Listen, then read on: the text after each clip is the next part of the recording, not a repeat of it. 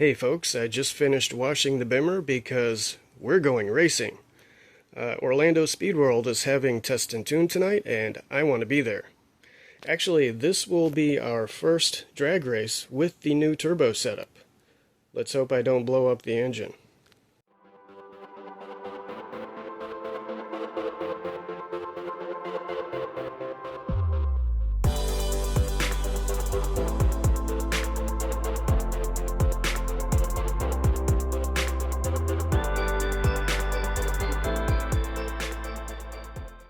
Okay, so just to get everyone up to speed, this is my BMW E46. I call it the Basket Case. And recently I just did a super cheap, super sketchy turbo upgrade. The turbo is right down there.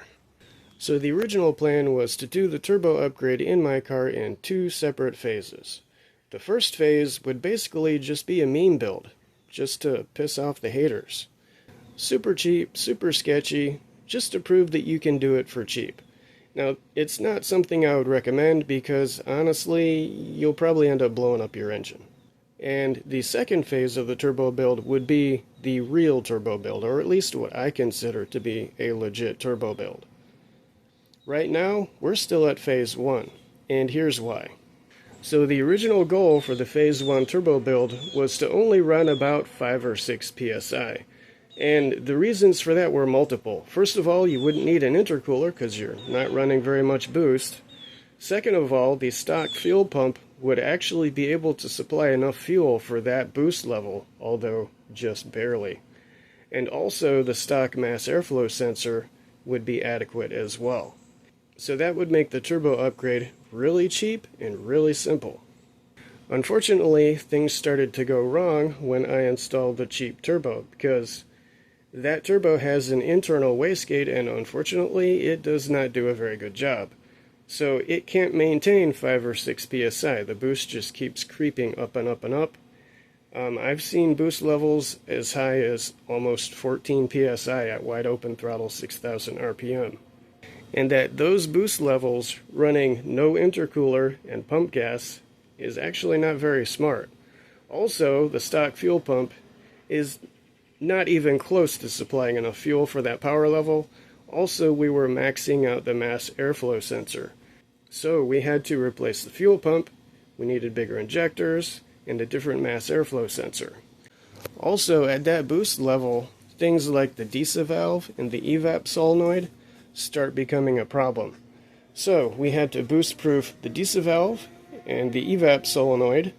We also had to add crankcase vents because it was building up enough pressure in the crankcase to push oil past the seals, and that's not good. So, all that work just to make that cheap, simple turbo setup actually work. And that's part of the reason why I don't recommend it. But we're going to take it to the track and see what it does anyway. Like I said earlier, let's hope I don't blow up the engine. Okay folks, we are at Orlando Speed World. Once again, this is going to be the first race with the new turbo setup. So I think for the first pass, I'm going to take it easy. We'll take a look at the data logs and see how everything looks. And if it looks good, then maybe we'll send it a little bit harder. Anyway, I got to get in line, so see you in a sec.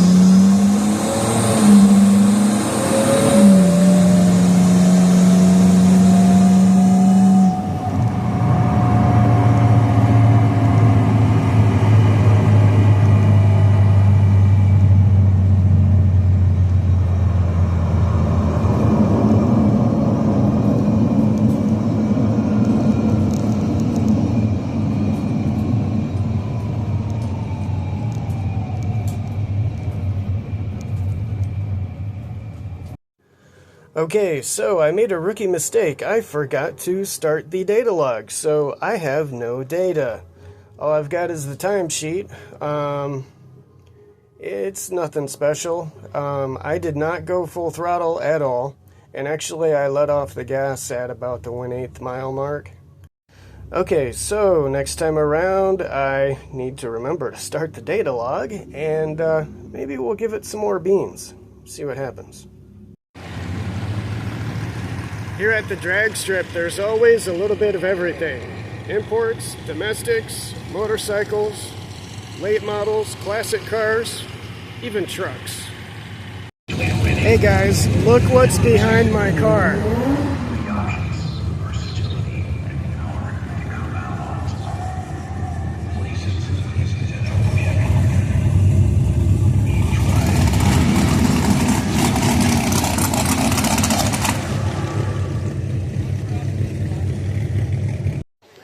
And right next to me, there's a Porsche. Pretty cool.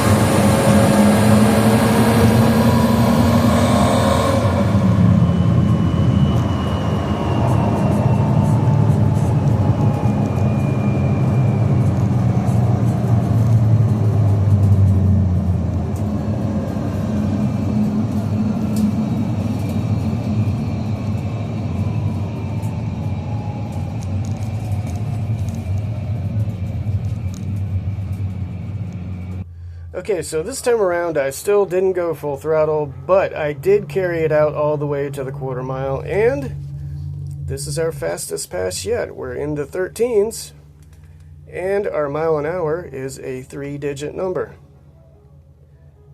And look at that reaction time. Oh, and also, I remembered to log data. Let's check it out. Okay folks, we're checking out the data logs, and I don't see anything glaringly bad. Although, if we look at this orange line right here, that's the throttle. And you can see I chickened out. I only got up to like 75-ish% throttle. So I think on the next run, we'll just give it some more beans.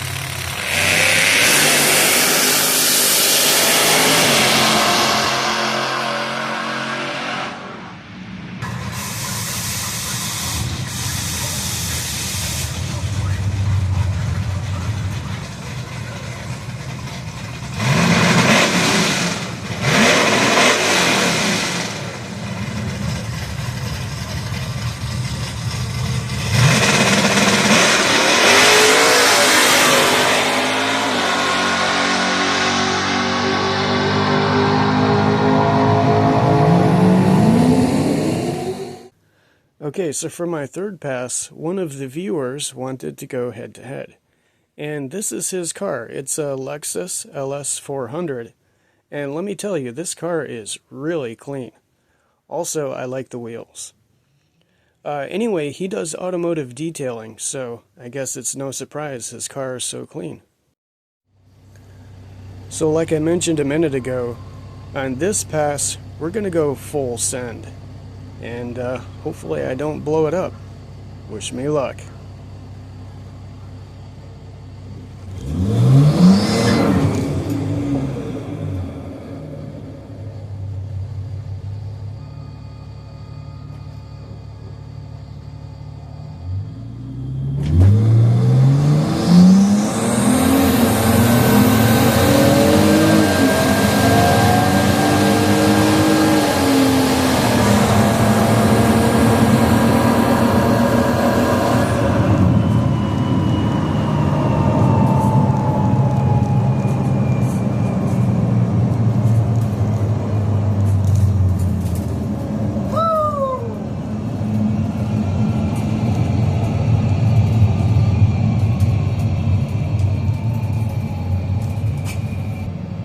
Uh-oh, that's the low oil pressure warning. Also, the engine sounds kinda unhappy. We better pull the car over and shut it off.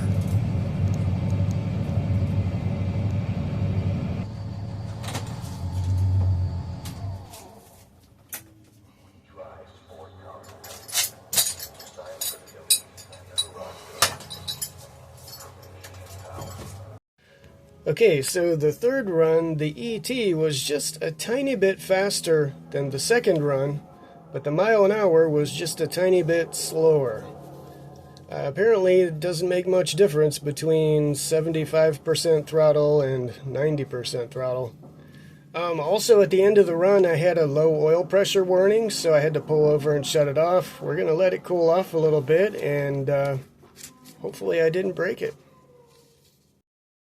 Computer updated.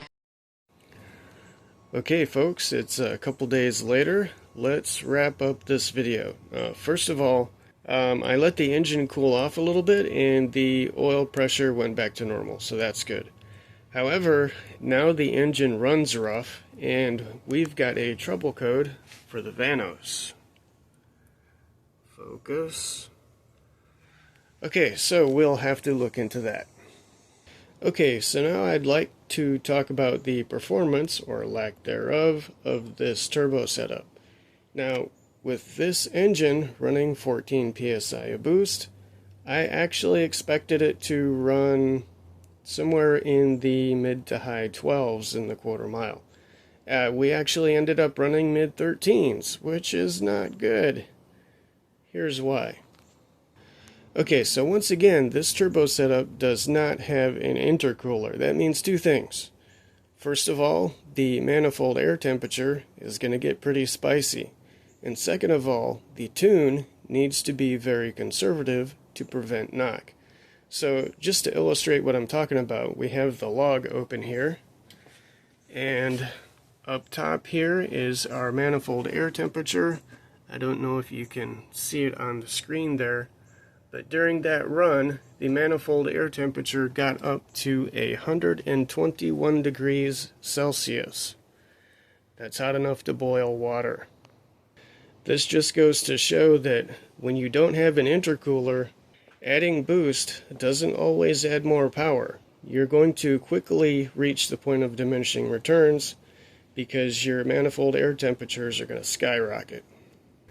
And I think this illustrates why you want to use an intercooler with a boosted setup, because without one, you need to run conservative timing and maybe add some extra fuel to keep it safe so it doesn't knock, and as a result, you're leaving power on the table. Anyway, I think I'm done with this sketchy turbo setup and I want to move on. So we're going to figure out what's going on with the Vanos, and then we are going to segue into phase 2 of the turbo setup. That's going to include an intercooler, E45, and probably a different turbo. So, stay tuned. See you next time.